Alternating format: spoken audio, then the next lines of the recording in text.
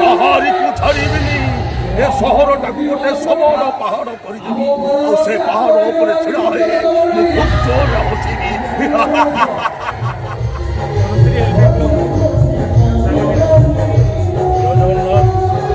ଓଡ଼ିଶାର ସମସ୍ତ ଦର୍ଶକ ବନ୍ଧୁ ଦର୍ଶିକାମାନଙ୍କୁ ମୋର ଗୋଟିଏ ପ୍ରଣାମ। ମୁଁ ଆପଣମାନଙ୍କର ଅଭିନୟ ପାଢ଼ୀ। ଆପଣମାନେ ମୋତେ ବଡ଼ ହିସାବରେ ଭଲ ଭାବରେ ଜାଣିଛନ୍ତି। ମୋ ଯାତ୍ରାରେ ଅଭିନୟ କରି ଆସୁଛି ଦୀର୍ଘ 25-26 ବର୍ଷ ହେଲା। ଆଉ ଆପଣମାନେ ବେଶୀ ମୋତେ ଦେଖିବାକୁ ପାଇଥିଲେ କୋଣାର୍କ ଗଣନାଟ୍ୟରେ ଦୀର୍ଘ 10 ବର୍ଷ କାଳ, ତାପରେ କଳିଙ୍ଗ ଗଣନାଟ୍ୟ, ତାପରେ ବାଘା, ତାପରେ ଚକୋଲେଟ୍ ରଙ୍ଗମଞ୍ଚ, ତାପରେ ବର୍ତ୍ତମାନ ମୁଁ 2023-24 ପାଇଁ ଅଭିନୟ କରୁଛି ଗୌରୀ ଗଣନାଟ୍ୟରେ। ଯାତ୍ରା କ୍ୟାରିୟର ମୋର ହେଇଗଲା 25-26 ବର୍ଷ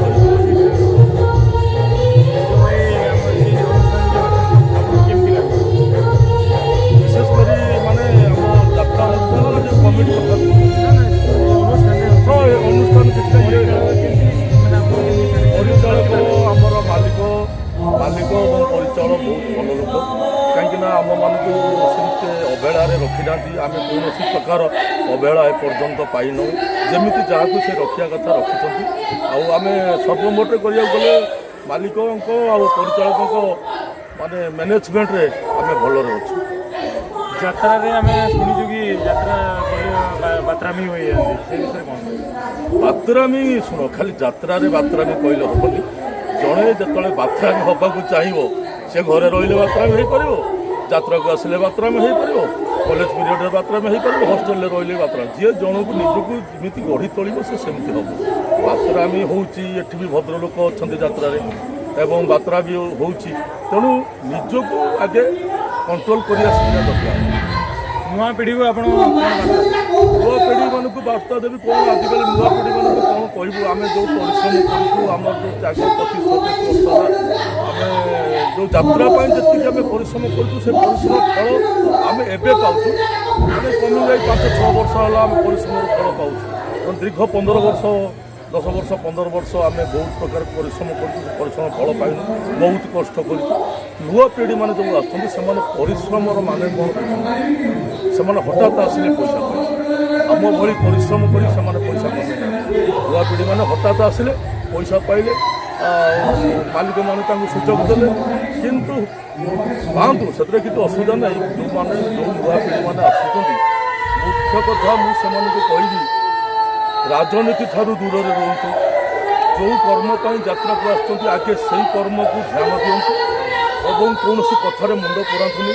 କେମିତି ଆଗକୁ ଯିବେ, କାହିଁକିନା ଆସ୍ତେ ଆସ୍ତେ ଯାତ୍ରାର ପୁରୁଣା ଲୋକମାନଙ୍କର ସମୟ ସରିଗଲାଣି।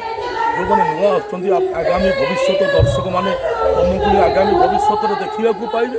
ତେଣୁ ଦର୍ଶକମାନଙ୍କର ବିଶ୍ୱାସ ଆଉ ତୁମ ଅଭିନୟ ଉପରେ ଭରସା ସେମାନେ ଯେମିତି ରଖନ୍ତୁ। କେମିତି ଆଗକୁ ଯେଉଁ କ୍ଷେତ୍ରରେ ତୁମେ ଆସିଛ, ଚାକିରି କରୁଛ, ସେ କ୍ଷେତ୍ରରେ ସେ କଳା ବାବଦରେ କେମିତି ଆଗକୁ ଯିବ, କୌଣସି କଥାରେ ମୁଣ୍ଡ ନ ପୁରେଇ ନିଜ କର୍ମ ଉପରେ ଧ୍ୟାନ ଦେବା ଦରକାର। ଆଜି ଯେଉଁ ନାଟକ ଅଛି ଆପଣ ସେ ବିଷୟରେ ଆପଣ କିଛି ଡାଇଲଗ? ହଁ, ଆଜି ହେଉଛି ଆମର ନାଟକ ନାଁ ହେଲା କାନ୍ଦୁଛି ଏଥିରେ ରଚନା କରିଛନ୍ତି ଅଜୟ ସ ଆଉ ନିର୍ଦ୍ଦେଶନା ଦେଇଛନ୍ତି ତାପସ ସ୍ୱାଇଁ। ବଳିଷ୍ଠ ନିର୍ଦ୍ଦେଶନା, ବଳିଷ୍ଠ ଡିରେକ୍ଟର। ତାଙ୍କର ନାଟକ ଗୋଟେ ଭିନ୍ନ ସ୍ୱାଦର ନାଟକ ହେଇଛି। ଆଉ ସେ ନାଟକର ଦର୍ଶକମାନେ ଯେବେ ବି ନାଟକ ଦେଖିବେ, ଗୌରୀ ଗଣନାଟ୍ୟ ନାଟକ ଜାଣିଲା ଦେଖିଲା ପରେ ଆପଣମାନେ ଅନୁଭବ କରିବେ। ମା ଭଉଣୀ ବାପ ଝିଅ ଏମାନଙ୍କୁ ବସି ଆଜିର ସମାଜକୁ ଶିକ୍ଷା ଦେବା ପାଇଁ ଗୋଟେ ନାଟକ ହେଇଛି। ଏ ନାଟକରେ ମୋ ନାଁକୁ ନେଇ ଗୋଟେ ଚରିତ୍ର ହେଇଛି। ଅଭିନ୍ନ ମୋର ଚରିତ୍ରଟା ହେଇଛି। ଖାଲି ଗୋଟେ ମାନିଆ ଡାଇଲଗ୍ ଅଛି ମୋର, ମୁଁ କହିଦେଉଛି ଆପଣମାନଙ୍କୁ। ମୁଁ ଅଭିନ୍ନ, ସବୁ କଥାରେ ଟିକେ ଭିନ୍ନ, ମୋ ସହିତ ସାଲିସ କଲେ କୋଳରେ ବସେଇ ଗେଲ୍ହ କରେ, ଆଉ ବେଇମାନି କଲେ କୋଳରୁ ଘୋଷାରି ଆଣେ। ବିସ୍କୁଟ ଖାଇ ବଡ଼ ହେଇଛି, ବ୍ରେନ୍ ପାଡ଼ି ପିଇ ଶୋଷ ମେଣ୍ଟେଇଛି, ଷ୍ଟ୍ରଗଲ୍ କରି ଏଷ୍ଟାବ୍ଲିଶ ହେଇଛି। ସୁଖରେ ଦୁଃଖରେ ଯିଏ ମୋ ପାଖରେ ପହଞ୍ଚୁଛି କାହାକୁ ଖାଲି ହାତରେ ଗୋଟାଏ ବର୍ଡ଼ର କରିଥିଲି ବୋଲି ତମେ ମୋ ବିରୁଦ୍ଧରେ ସାକ୍ଷୀ ଭାବିଥିଲ ମୋତେ ଫାଶୀ ଆମେ କେମିତି ହବ ଏ ଥାନା କୋର୍ଟ କଚେରୀ ଏ ହେଉଛି ମୋର ମୋ ଇସାରାରେ ସବୁ ଚାଲେ କାହାରିକୁ ଛାଡ଼ିବିନି ଏ ସହରଟାକୁ ଗୋଟେ ସବଳ ପାହାଡ଼ କରିଦେବି ଆଉ ସେ ପାହାଡ଼ ଉପରେ ଛିଡ଼ା ହୋଇ ମୁଁ ଖୁବ୍ ଜୋରରେ ହସିବି